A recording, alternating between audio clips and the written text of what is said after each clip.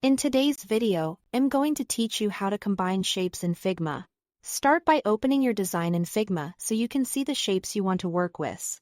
To set things up, make sure you have at least two shapes that overlap.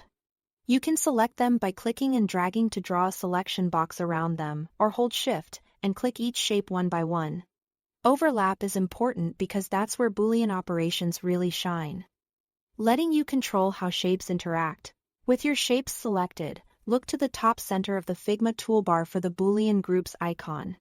It looks like two overlapping squares. Click that icon and choose Union Selection. Instantly, Figma combines the shapes into one result while keeping everything non-destructive. Behind the scenes, your original layers are preserved inside a union group, which means you can still move, resize, or refine each original shape later without starting over. This is great for iteration, since you can adjust proportions and spacing after you see the combined result. While Union is the go-to for merging, it helps to know the other common Boolean options. Subtract uses the top shape to cut a hole in the shape below it, so layer order matters here. Intersect keeps only the area where all selected shapes overlap, which is perfect for carving out precise intersections. Exclude does the opposite of intersecting. It removes the overlapping area and keeps the non-overlapping parts, creating a hollow effect.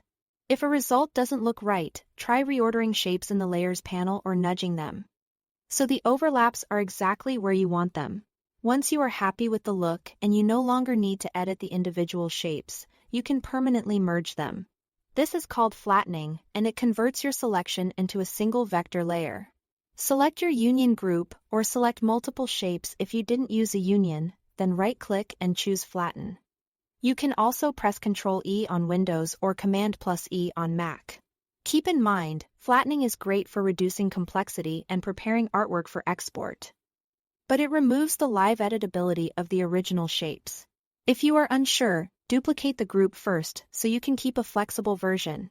That's it for combining shapes in Figma. Thanks for watching.